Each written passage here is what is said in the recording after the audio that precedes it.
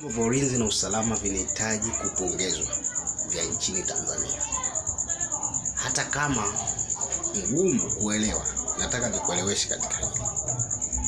Kama waliweza kumrudisha Madam Karua na wenzake katika uwanja wa ndege, wakawapandisha ndege wakawarudisha, hawakufika hata sehemu nyingine, waliishia pale pale. Walifanya kitu cha msingi sana. Leo hii tizama hichi kinachoendelea kwenye nchi yao. Kama wao